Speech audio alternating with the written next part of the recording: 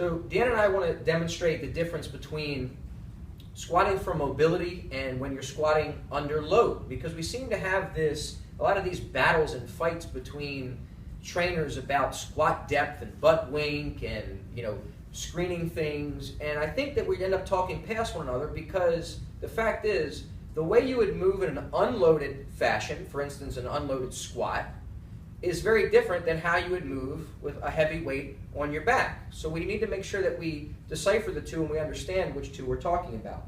So if we're looking from a mobility perspective, then unloaded, I want Deanna to squat as deep as she possibly can, and I'm not worried about the butt wink thing, right? So I would just tell her, hey, you're going to take a number 2 in the woods, go down as deep as you can. Good, and she can go all the way down. And we're going to let her play with her stance. Maybe she has to turn her toes out a little bit so she can go as deep as she can. Maybe she has to spread her feet wider based on the structure of her hip joint. All right, so I'm not worried about this, what some people call the butt wink, which is really where the tail tucks under. We're talking about mobility, and your lumbar spine should be able to flex. Now, if we add a load to her back, this is our pretend load. So now we've got our barbell with whatever weight that's going to challenge her for 5, 6, 10 reps, whatever. Now things change.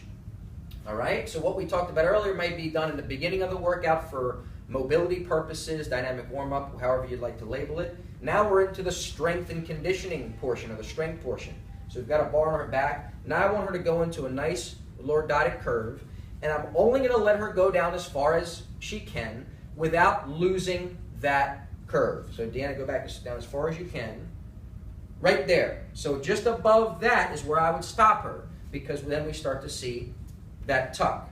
So what I'm looking here is right in here. Again, I showed you this in the deadlift video. I can pinch some skin, and as soon as I feel her losing that, right there, I feel the skin starts to get pulled out from my fingers. That's when she starts to lose that lordotic curve, and she starts to go a little kyphotic. And at that point, she's not able to control as much load through there.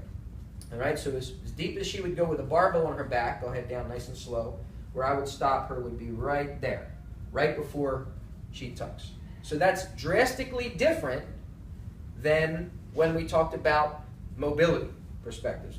Then again though, the stance, I'll take this. The stance in regards to foot position and whatnot is going to be pretty consistent, because that's more geared towards her hip joint. So I just wanted to get you to understand the contrast between when we talk about squat depth, because squat depth in what?